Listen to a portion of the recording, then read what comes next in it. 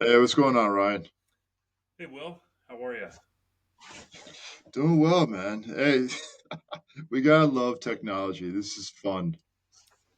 Fun's an interesting word to apply to technology, yes. It is just a complete hassle.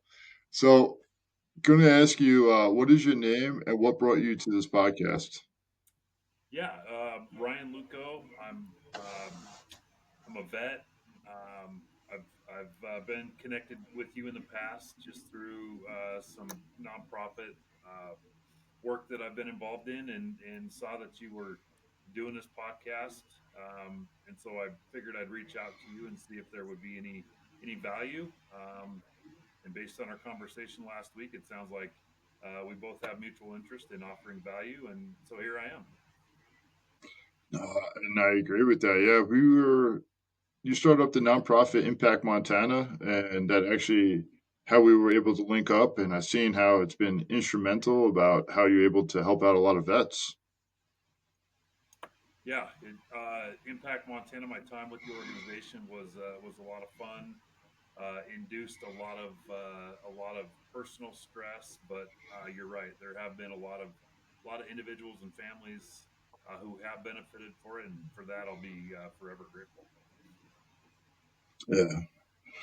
And yeah, it was actually wonderful the stuff that I've seen you do, and I know a little bit about your story about you being a chaplain and you being like you said you being a vet, but I don't want to actually speak too much for you. Would you mind sharing a little bit about your story about what got you into the military and then why you chose the profession that you did? Yeah, that's a hopefully I can do it without giving the chaplain version because chaplains like to talk, Will. So I'll try to give an abbreviated version of it. So it was prior to 9/11, back in 2000. I started just kind of visiting with a full board colonel in the Guard, in the Army National Guard here in Helena, who happened to be a good, uh, well, a friend of a, or sorry, he was the father of a good friend of mine at the time, and he recognized that my life was probably not on the trajectory that would have been ideal for anybody. Um, me specifically, or anybody else in my circle. So he knew that I was considering the military, and he encouraged me to look at the Guard. And what I liked about the Guard is at that point, the Guard was a mostly state asset that was going to be mobilized, or the intent with the Guard is to be mobilized to support state active duty missions like fighting fires or earthquakes, or whatever the natural disaster response situation entailed. And so I liked the idea of staying home in Montana, and I like the idea of school money and all the things that the Guard had at its disposal for benefits. Um, and so he convinced me to join the Guard, and I went to basic training in 2000. Came back, and less than a week later, from being back, I was fighting fires in the Bitterroot National Forest. That was 2000 and 2001 were both nasty fire years for Montana, and so I found myself mobilized and experiencing that as an E3. And then really, I joined the Guard as a logistician.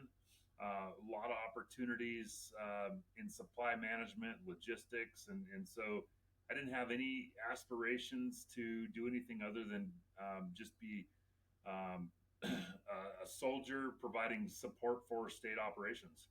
Um, and man, it was 2003, November of 2003, that I showed up at a drill in Missoula and was given notice that I had to be in Helena for an SRP. So anybody outside of the military circumference will not know what SRP but it's soldier readiness processing for the Guard specifically.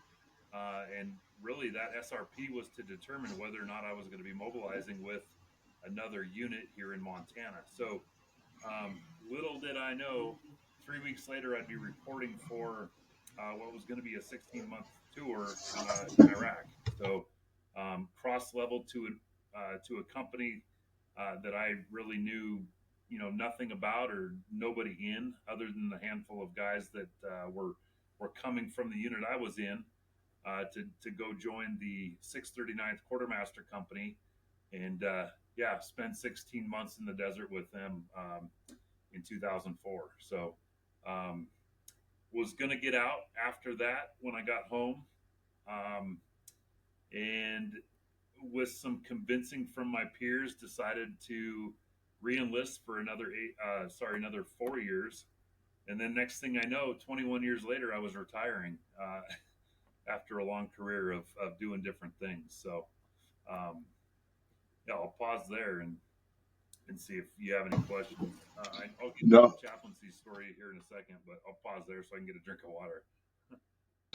no, it sounds like you got hooked on by a nice man that was just trying to help you out, and it just seemed like you just had that sense of servitude to keep giving back. And the guy, like you just spoke about, he saw it in you where you weren't able to see it at that point, and helped you pushing through. And 4 years just go by real quick, and what's another four?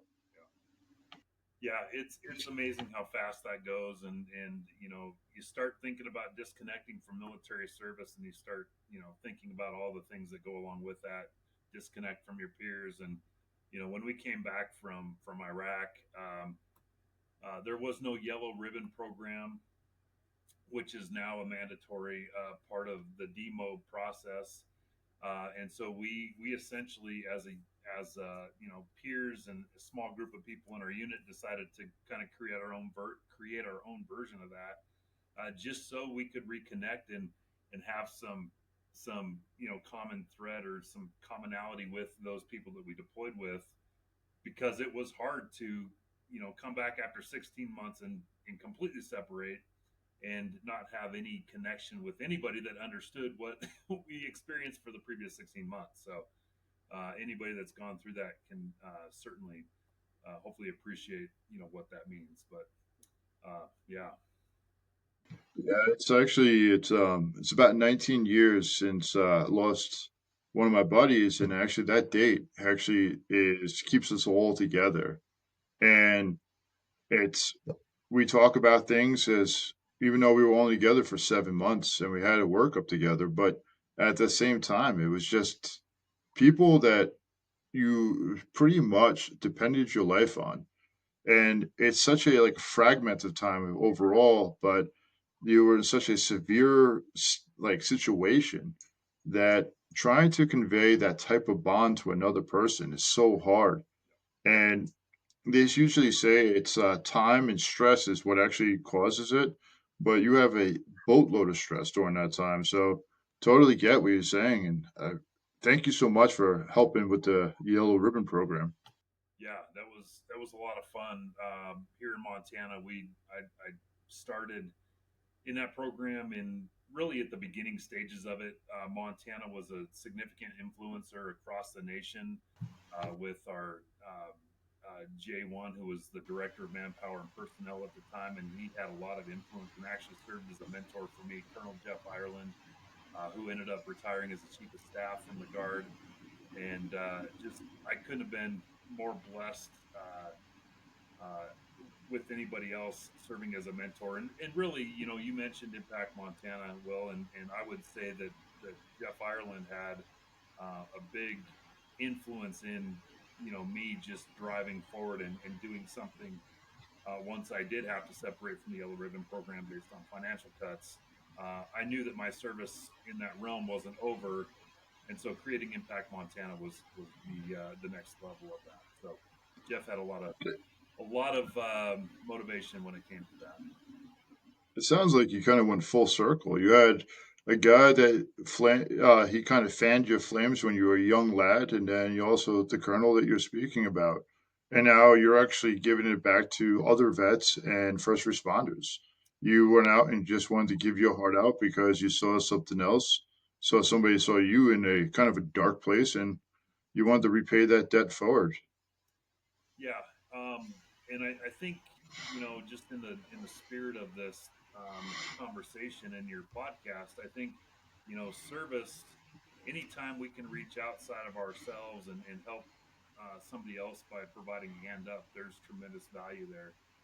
And so that's, when I've found myself at the, the the deepest pits of despair, which have, happened along the way, um, that is typically the way that I'm able to navigate out of those dark places is by recognizing, my gifts and desire to serve others and really stepping out of stepping out of my own way and um, helping others is a great way to do that for me. So Yeah, it's what's interesting is like I know when I was in my own dark times, I would actually rely on some friends. My buddy Nick actually saw a lot in me. My buddy Bobby helped me out a lot. I had different friends. My buddy Jay really helped me get back on my feet. And it's sometimes like when you're down, you're not able to see anywhere in that cave, that mental cave. And even though you want to go outside it, you just don't trust it. You have to have friends or even sometimes strangers that can really help guide that torch for you. And yep, it's like from our interactions over the last several years of getting to know you a little bit, it's like you have a very generous heart. And I know being a chaplain has a lot to play with it, especially with your role being an active listener, being a person that was more of a confidant, an individual that was actually wearing the same. For us, it was the EGA, but for you guys, it was the Army, where you guys had like, I forget what your guys' emblem is, but it's what I definitely have seen with them is just like we're in dark times dealing with moral injuries, dealing with trials and tribulations that it's hard to be able to explain that you have one situation happen over here and then you have your past life over here that's trying to dictate and you have both trying to like fight for that middle thought. yeah. I think just kind of talking about the chaplaincy. It's funny. I often say to people just in candid conversations that if you would have told me, that I was going to end up retiring in the service as a chaplain, and having the majority of my 21 years, being in that faith-based support role, I probably would have, um, punched you in the gut. That's not usually what I say, but I'll keep it I'll keep it G here. Um, and it's amazing. When I started the process, I actually fought it. Will, you're right. My heart is there to serve. I'm deeply invested in helping others with a hand up or whatever that needs to look like. Um, but the tug on my heart to serve as a chaplain because of a void in the Montana Army National Guard at the time, um, I literally fought it, and I would pray for doors to close so that I wouldn't have to step into that chaplain specific role.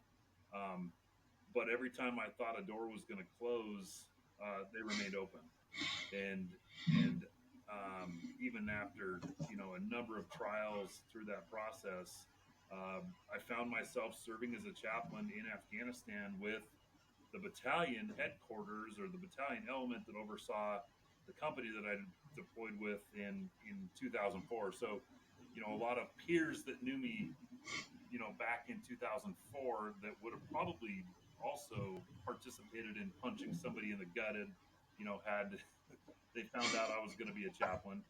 Um, but I got to, you know, mobilize and deploy with them and support them in that role specifically. So they saw the heart change and all that stuff.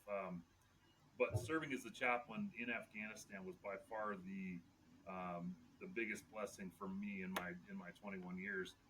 And actually, just kind of to continue on that a little bit, when I got back from that experience, I started reaching out to recruiters, active duty recruiters, because I had this strong desire to go active duty and keep going in that path that allowed me to serve on active duty with the 101st, while over in Afghanistan. But that was when the door finally shut And yeah, was able to just call it a day in service and then move on from there with within the Impact Montana space.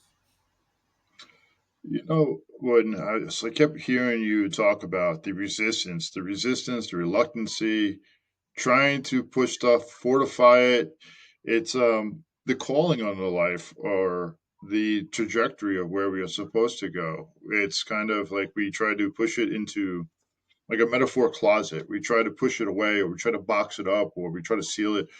Um, in my role, a lot of times we talk about actually, or I use Carl Jung for instance, getting to know your shadow side, and like we have this part of us that really keeps bleeding out in the rest of our life, but we're like, whoa, that's not me. Let me just push that down. Whoa, it could be like, hey, I want to help people. Well, why do I want to do that? I don't know about that. Or, hey, I got an issue. I don't want to, I should deal with that either. And it's like, there's probably something that happened when you were younger that meant that it created that calling, created that journey, created that opportunity that kept actually being like this beacon of light over here. And even though you wanted to go over here, this thing is still shining over here, saying, "Hey, please come on over to this journey." Yeah, you know, I don't know that it was so much when I was younger, but when I got so I'll go back to my experience in Iraq a little bit, and really being in southern Iraq and really the cradle of civilization, right? Ur of the Chaldeans. I started to just kind of understand where I was in the context of history and biblical Christianity, and so really started to posture my life to align more with a biblical worldview at that point, right? Hmm. And it's easy to do when we're in the midst of hell or chaos. Um, and when I got back from Iraq, I gravitated right back to my, fleshly, worldly tendencies and pursuing pleasure and all those things. And honestly, it was about 2 months after I got home that in the midst of my chaos at home, I went from chaos in Iraq, trying to calm that down with, with a new perspective and a new direction. But when I got back to the States and life, resumed, um, I was going down a path that really would have led me probably to complete destruction. And it's a life that a lot of guys and a lot of people like to live, you know, um, drinking, golfing as much as you can, kind of living that, high life, right? And I'm not saying that is the case for everybody, obviously, but um, in the in the midst of all of that, I ended up meeting who's now my wife, a woman who completely knocked me upside the head and took me back off that course. So it wasn't so much when I was younger, it was in fact when I was in the middle of that, kind of trying to figure things out on my own after Iraq. And I recognized it, I genuinely recognize it as answered prayer. Um, Hmm.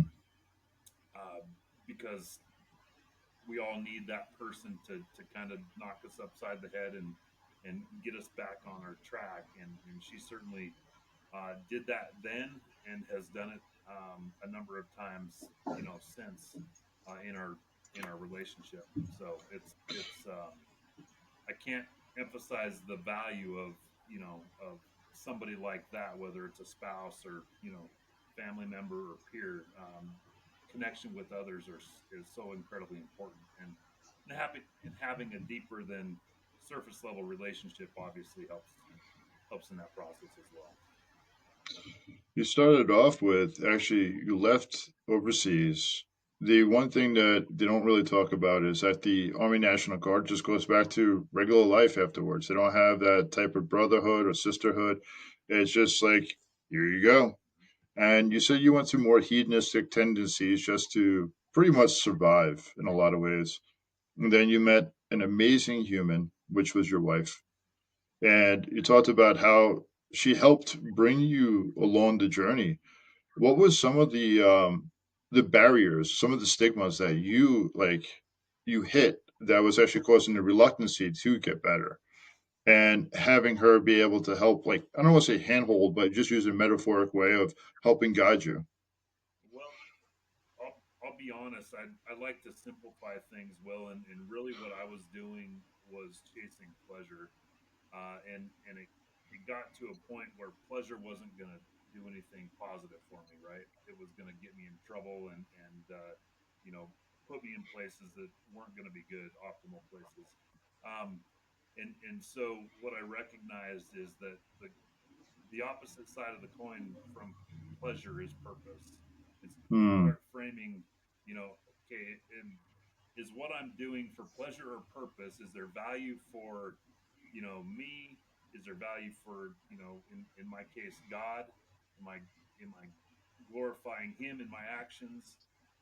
There's usually a pretty easy, um, you know, consideration for for which one you're aligning with. And so Hmm. um, I fought because we all know pleasure is it feels good, right? Purpose is hard. Purpose takes work. Purpose doesn't necessarily fulfill that dopamine hit that we're getting from the pleasure seeking activities and and what I grew up in because I didn't have any I guess strong mentors or people that were kind of putting me down the path towards service or towards purpose.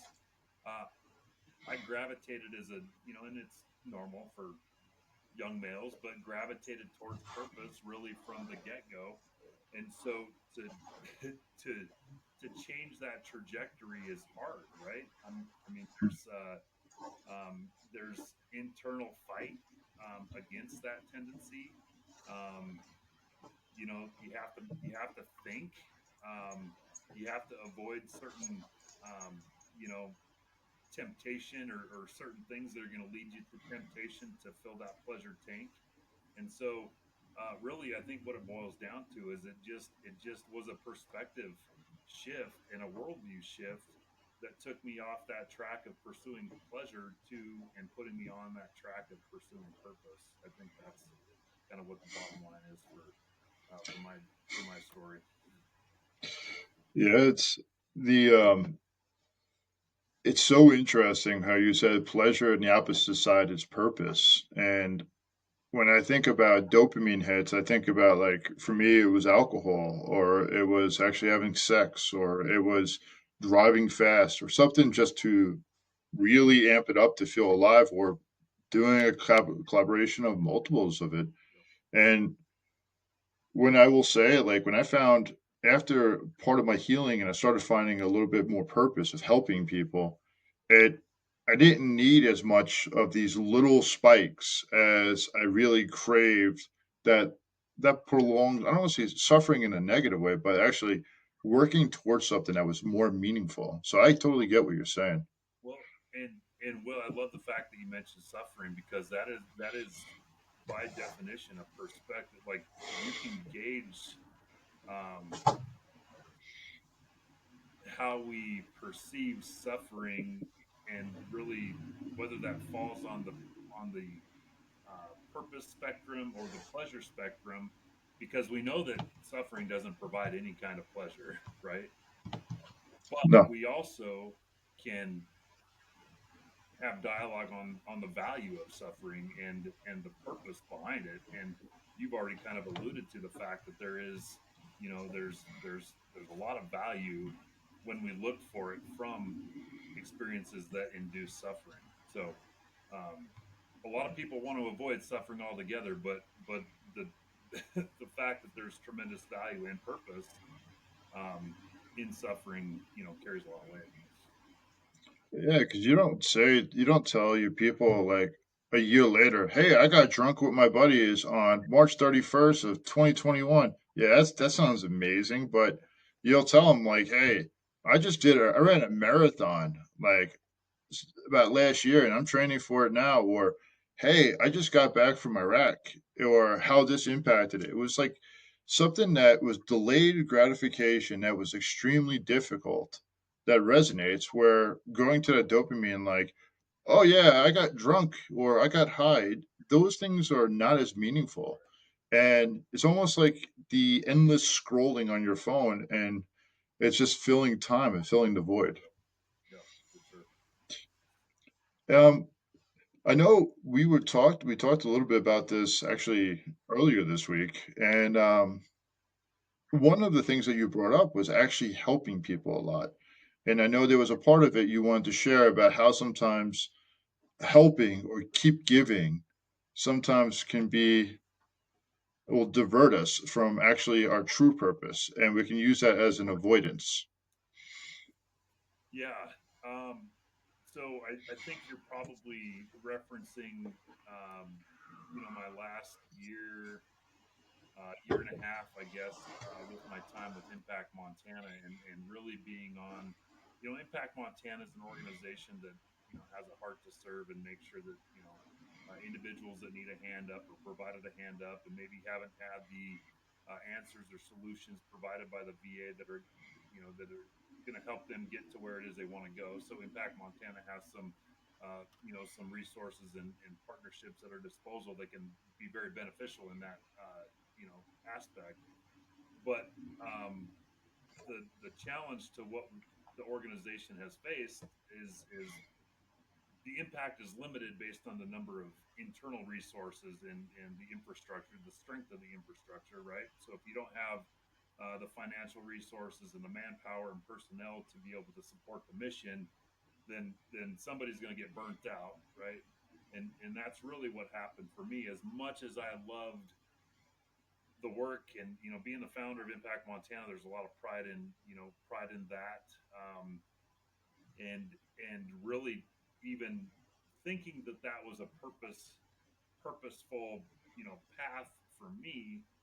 um, I was getting to the point where I was neglecting the things that should have been placed higher on the priority list, and that would supersede the purpose for or found in career, right? So I'll kind of you know um, color the canvas a little bit here with what that specifically meant, but working 60 to 80 hours, 7 days a week, and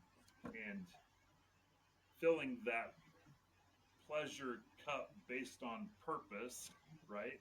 Helping individuals, providing, fulfilling our mission essentially. There's value there, but then what's neglected is, in my case, being married now for almost 18 years, and having 5 kids at home. Somebody's going to suffer. Speaking of suffering, someone's going to suffer if you're outside of the home and carrying all this stress and weight. And then that's one thing, but if you're not able to go home and shed that stress and shed that weight, it's going to affect everybody, in the household. And ultimately, that I had to recognize, after a pretty significant event. Um, I had to recognize that I was compromising the best things and the most important things in my life, to include my faith. I follow faith as being the most important aspect of my life, family next, and then, everything else beyond that. But I had it backwards. I had, profession, um, everything else a distant second and beyond. So the events that unfolded, um, allowed me to recognize that and reassess, for me, what was going to be my priority moving forward. And so ultimately, and as hard as it was, it came down to deciding to put action, into motion with resigning from the organization that I created so that I could, in fact, um, follow suit to allowing faith and family to be, at the forefront of my life. Because um, essentially, what it boiled down to, Will, is I had idolized the organization that I created and was prioritizing that over everything else, and separating me from, from the most important things in my life. So the only way, and I could honestly probably chalk it up to an addiction. I mean, idolatry can oftentimes lead to addiction. Um, and really avoidance of hard things, right? It's not easy to be a father of five kids, and be a good father of five kids, and stay true to that, part of our life. So in order for me to live up to that desire of solidifying my relationship with my wife, and growing in my ability to be a father of five young kids, I had to completely separate from the organization that I created, and that's kind of where I'm at right now. I'm in the tail end of a transition um, from that, and uh, man, as we all know, addictions are hard to overcome, and so that's that's essentially where I'm at, is on the tail end of that, breaking away from that responsibility and trying to get back into a place where my faith and family are prioritized over really any career, regardless of whether it's impact Montana or not. So what I'm hearing is that you had to, while everything was actually happening, you had to decide to, hey, I need to go back to the basics. What is my priorities? Faith, family, whatever else. And it went to profession, which was kind of a baby to you, of this thing that you were trying to give back that you needed at one point. And then it was family and faith was actually kind of hitting the back burner. And something I've learned a while back is it's kind of emotional currency. Like a lot of times, what we want to do is just we want to just keep filling it, filling it, filling it. Acts of service, or whatever the five languages of love that you really do, and whatever they need, and how you're actually able to provide it. And we sometimes think that that resource we fill so much into it that it's an infinite well that's never going to go dry, and we don't need to go work on it. We don't need to add to it. We don't need to even expand it. And it took let's just say an act of God to come into your life and say, you know what? Hey, Ryan, I know I love you. You know I love you. Your wife loves you. So does your five kids. But there needs to be a change. Otherwise, we're going to stop knocking on that door. Mhm. Yeah, yeah, and it's kind of funny how that all played out. Initially when I gave my resignation, part of that was based on the fact that I thought I was stepping back into a quasi chaplain role with a national organization, and um, so with that opportunity at my disposal, which honestly would have allowed my wife and I to serve together in ministry, which what that's exactly what we had been praying for and pursuing. Um, and it's funny how doors open and doors close. Well, I had submitted my resignation about two-thirds of the way through the process of determining, you know, um, what our future looked like with this organization, and the door closed on that organization because they indicated I had to move somewhere specific, when that wasn't necessarily shared in the beginning part of the conversations, and I was told that we could go somewhere else. And so all that to say, um, I've seen the orchestration, and as frustrating as it was to resign from the organization I love and then not have the opportunity to step back into ministry at that point, was based on our pleasure. That was not something that was providing pleasure at that point, but the opportunity to recognize, okay, it wasn't meant to be, apparently, and so it's time to move forward, knowing that there still needed to be a complete separation from the organization, right? And because that was the big elephant in the room, and so that process started. Um, that process started to occur about a year ago. Well, yeah, just under a year ago at this point. So It's hard to actually to take a real deep reflection on something that you both like opposing loves, loving family, loving the organization, the identity of actually giving to people, and then actually still want to give to a person, but now you have to change that whole narrative, that one narrative that we were walking down.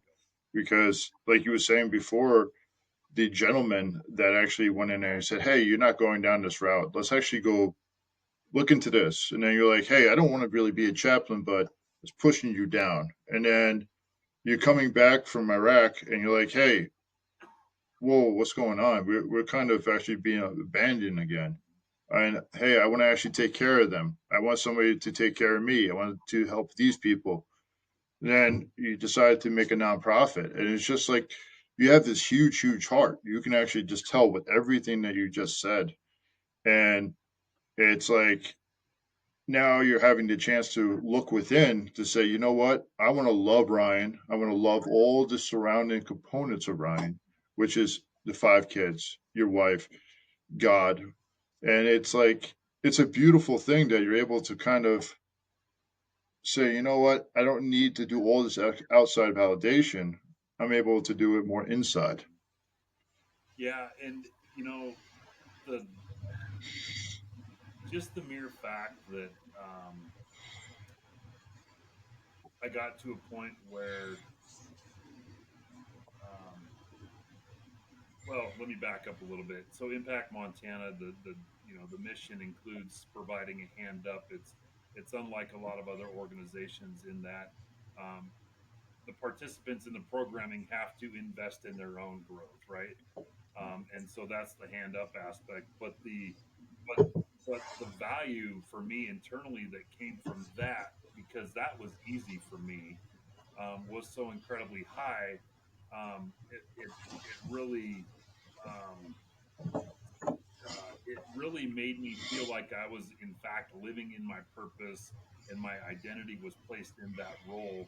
And really, I would say that that's probably um, spiritual warfare that's posturing that, because anybody that's tuned into genuine faith would recognize that those priorities are in fact misdirected. And so as hard as it was to step away from that, um, it doesn't necessarily in the in the long run, or even in the short run, it doesn't take me away from the ability to still love and serve others, just not with the intensity that was demanded from within the organization. So the service, the care, the all of that, innate part of who I am is still there.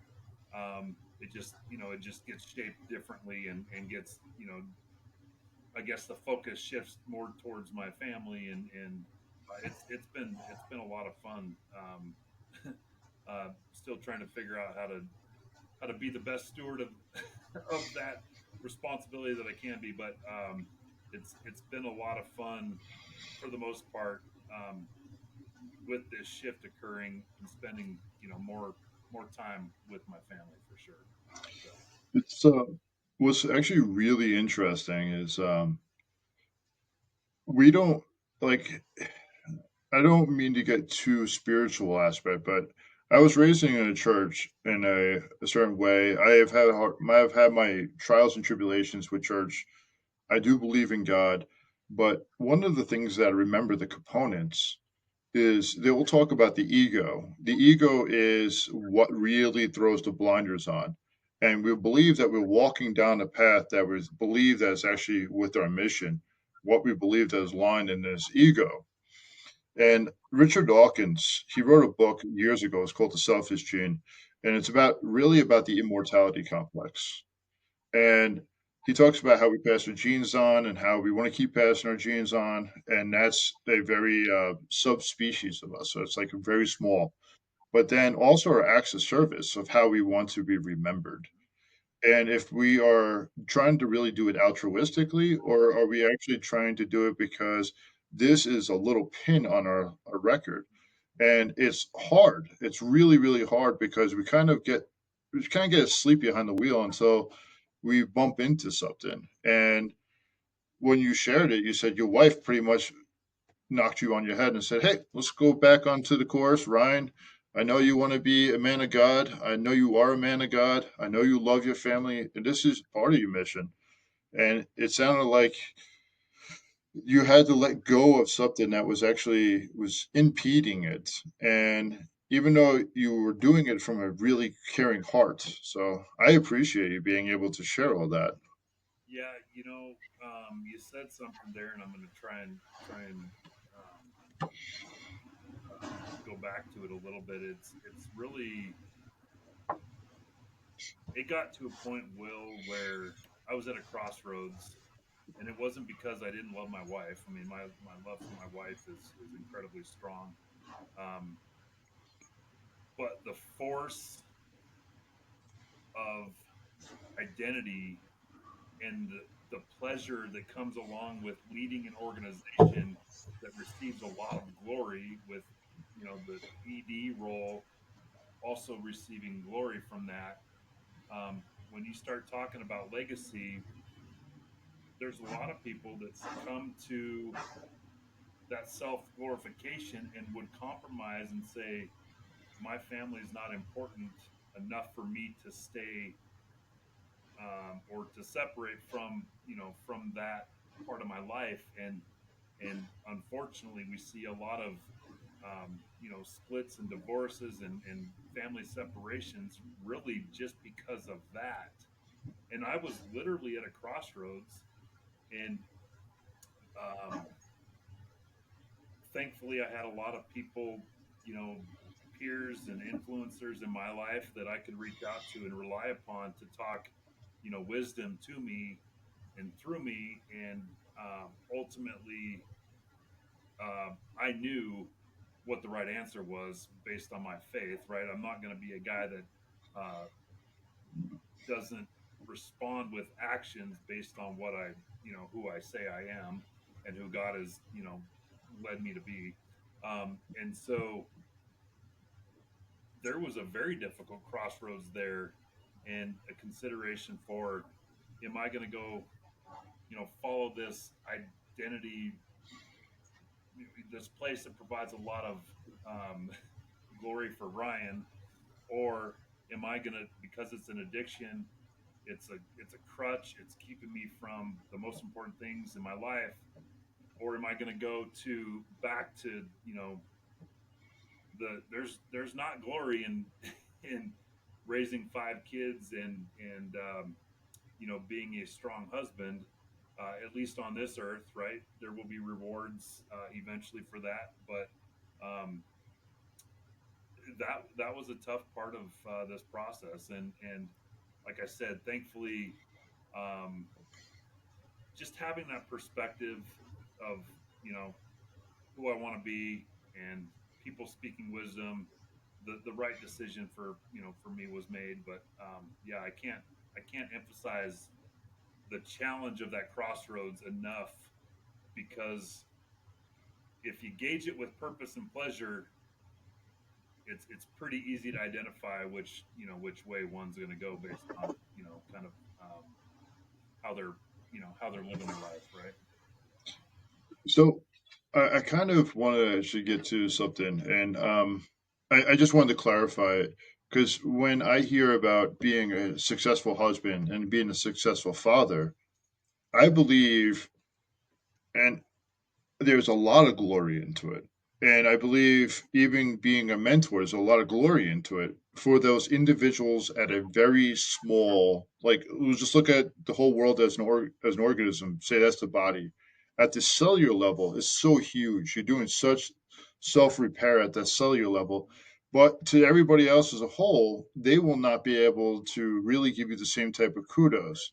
And it's more of that long term love, and that's what I was actually picking up. I believe that's what you were saying, but Yeah, so it's in the culture that we live in, it's not sexy. hmm You know, really it's the sexiness comes from pursuing instrumental motivational factors, right? Money, fame, all of the things that are really I would identify as being um, vanity, right?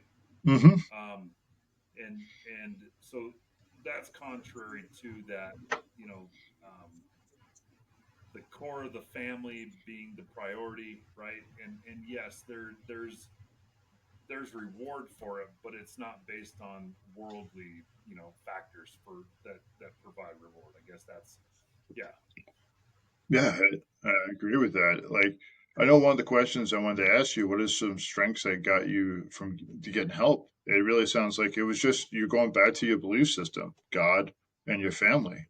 And good. yeah. So sorry, didn't mean to cut you off. The um, when you're in the midst of that pleasure and really busyness, because at the point where I fell hard, or I often say I hit a brick wall going 100 miles an hour. Um, you don't you don't have the ability to, because your head's down, you're going hard. um, you don't have the ability to recognize what's going on necessarily. um, and and it got to a point where I had to separate from my family, um, and really take a time out, which was a positive thing. But when you are, kind of goes back to that suffering, um, in that pit of despair, it's an opportunity, right? It's an opportunity to draw back on, your hopefully your character traits, your values, the things that are most important to you in your life, because you got a lot of time to think about things, right? Um, and and to visit my home and feel like an outsider looking in. Um, it was very clear that that wasn't going to be the life that was going to be fulfilling for me, and really wasn't the life that um, you know would honor and glorify God, which is the cornerstone, or the most important part of my being. So it was faith. It was a lot of introspection, um, a lot of introspection. And these are all things. Well, the ironic thing about this is these are all things that I help other vets, right from the moment they stepped into the Impact Montana support space, with the Thrive Factor assessment, and then when we start to talk about what their Thrive Action Plan looked like, and all the things that we're going to help them get to where it is they want to go. I had the tools in my toolbox, right? The chaplaincy, the Impact Montana, um, you know, uh, development, all of the things that I've done for others, I needed to, pull out of the toolbox and utilize for myself. But I wasn't able to do that until I was able to slow down enough to recognize I needed those tools at my disposal. Yeah, you talked about busyness and how, to me, I think about it, it's almost like white noise. It actually just it keeps increasing, increasing, increasing, and you're not getting that clarity, you're not getting that space. And you talked about how you had to do a timeout, and like being a stranger, it was like it kind of relit the flame inside you to be like, whoa, whoa, whoa, where am I at right now? Let me actually do a mental health check. Let me go through what is this list? Where am I off of this? Let me get back to the map. Let me find myself. And you said that you took it as an opportunity to grow. Yeah, you took it as an opportunity to be able to show up. And will there be residuals? Of course there will, but then also there be these extra strength fibers because now you're like, whoa, I want to actually make this so it doesn't happen again.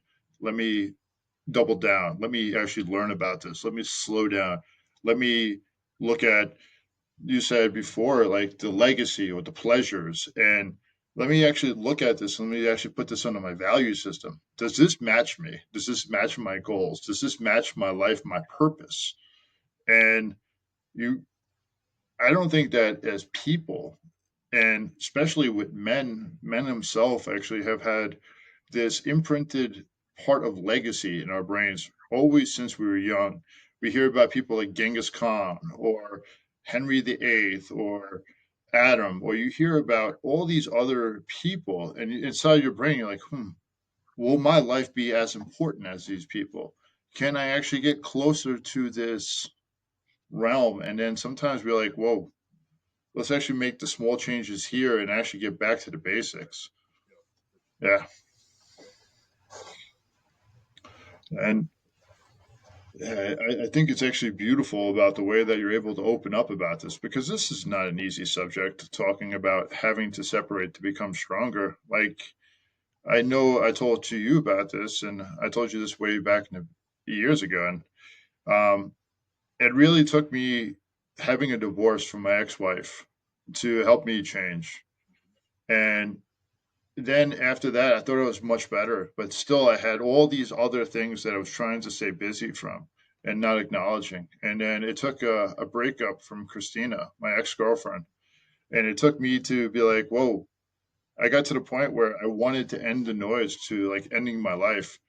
And it took a time out of 13 weeks going to thank God for the VA being able to provide me a place to stay and being able to do a check out from reality and going back to the basics. What is my core? What is my mission? What is actually troubling me? Why is this troubling me? And we always forget about how important that time out, that lack of noise, that lack of business is really helpful. Yeah. Yeah. There, and I think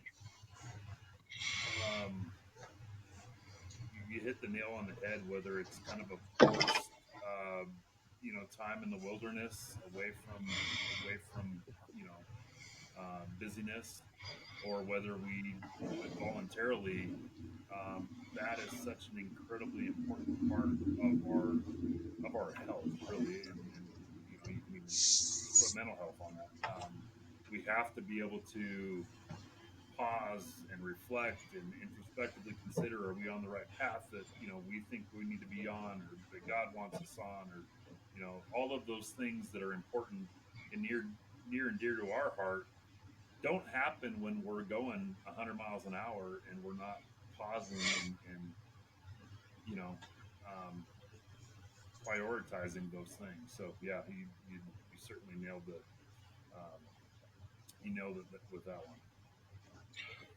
Like right now, I'm actually petting my dog and I'm actually listening to you. My dog wants attention, and I'll tell you something so simple while I'm listening to everything you're saying, and I realize how much I love this dog. It's for years I wasn't able to really give love to other humans or even animals. Like I had dogs that I thought I loved, but I didn't know how to even show it. And it took a time out to be able to express it. So when he comes up to me, I'm like, "Yep, I'm going to pay attention to everybody, but I'm not going to shoo him away or actually do the other things, which I used to because I'll be like, I need to be present. I need to be this. I need to be that." And then it's all of a sudden it's like, no, just be you. Yep, And it's good yep, enough. So I'm going to ask you a an interesting question, and I've asked other people. What is some of the things that you're hoping to accomplish by going on this podcast? And what is a message that you want to leave for other people that you believe that can help them? yeah. You might have to repeat the second part of that for me, Will. But first, um, um, I think any time that somebody that has some semblance of influence, right? And I think over the last 11 years now, Impact Montana has established some influence, and me being a part of that is probably um, you know um, uh, there's some influence there. But anytime someone's willing to step up and be transparent and kind of go outside of their comfort zone, uh, it allows for others, especially men, to recognize that no matter what they're going through, they're not going through it by themselves. I mean, every situation, every person's story is unique, obviously, but we all have common threads. that really, in the grand scheme of things, should be connecting us to each other, but because of the world that we live in, and the technology that influences our lives in what I would call a negative fashion, we have probably the most disconnect from each other that we've ever had, and especially here in Montana, that is compounded by just the nature and character of our state. Um, so there was a significant, um, part of, uh, I guess, my story over the last year and a half that I think has value to share with others, and so I don't hesitate. Um, I'm not ashamed by what happened. I actually take probably some pride in the end result of what is happening. Um, Recognizing that I'm not going to idolize an organization. I'm doing things that would allow me to align with who I have said I am for a long time. And so I think those are important factors to be open and share with others. And honestly, I can't emphasize the importance of spiritual health and wellness. When we get in those dark places, and we don't have something bigger than ourselves to attach to and to rely on, um, the propensity to get out of those dark places is a lot more difficult. So, that's one of the things about Impact Montana that's a little bit unique is the emphasis on spiritual health and wellness. Not necessarily, it's not actually a Christian specific component to spiritual health and wellness, but it's emphasizing the importance of being connected to purpose and hope and understanding love and being a part of a community. All the factors that coincide with spiritual health and wellness are emphasized, because if we don't have that and something bigger than ourselves, when stink hits the fan, it's really difficult to navigate out of. So that's I think the first part of the question, probably in a long in a long-winded fashion. But what was the second part, Will, if you would? So I asked you what were you hoping to actually be able to uh, say, like, be able to share, and what was actually meaningful to you, and then what was a message that you would like to give to people that will be listening to this, dropping it on Tuesday, on actually April 15th. But what is something that you want to share to somebody so they can be able to possibly know that there's change out there? Sure. Yeah, I think I probably summarized that a little bit in the previous part of what I was sharing, but um, I think I'd like to leave with three things, and placing an emphasis on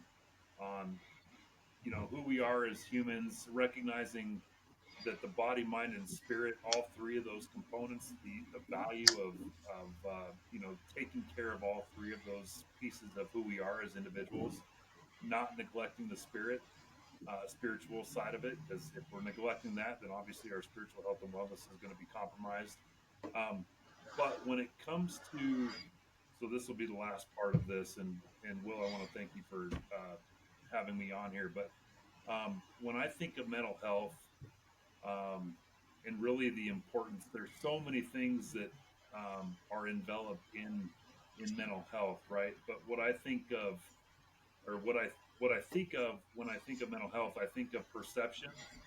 So the perception or worldview that helps us understand purpose, identity, hope, love, really the perceived value of suffering and trauma, right? Those are all things that especially in the military and first responder community, are incredibly valuable.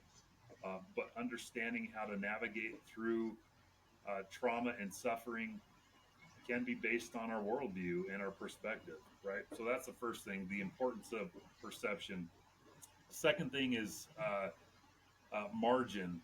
Um, and as I kind of alluded to it, I didn't necessarily name it by discussing margin, but um, if we don't have margin in our life, whether that's from stress or pain or financial resources or emotional health or time, I mean, we talked about time, right? If we don't have margin, um, that's another driver for us getting to a very, very bad place, essentially, right? So I Yeah. want to emphasize the importance of margin in taking that time away from whatever it is that is, maybe causing stress or whatever that is. Margin is incredibly part of the conversation. And then the last, we talked a lot about it, but connection. We've got to be connected to other people and be willing to be vulnerable and learn from others who have gone through suffering or trauma and figure out how they've been able to navigate out of it, and hopefully by us being a part of that benefit, we can help others by sharing our stories, which is what we're doing here today, right? Yeah. So the importance of perception, margin, and connection is kind of what I would like to leave leave the podcast with today, if that's all right. Ryan, I appreciate you, man. I'm sending you much love, and I want to say seriously, dude, thank you for being vulnerable. Thank you for using such a hard experience and being open about it and being able to share and oh, there's hope and change in there. And I think that is the epitome of a person in mental health and their own journey and the trials that you have actually come across where it's the immortality complex is where I like to go to. Legacy is the word that you chose. And we talk I said hedonism, you were talking about pleasure. Very similar, very interchangeable. Yeah, And honestly, I believe everything that you just said was super, super impactful. The mind, the body, and the soul, and or the spirit, which would be the in between. Yeah. So, Ryan, appreciate you, dude. yeah. Thanks for the opportunity, Will. I appreciate reconnecting with you, man, and I look forward to reconnecting with you again in the future. Sounds good, brother. Talk to you soon.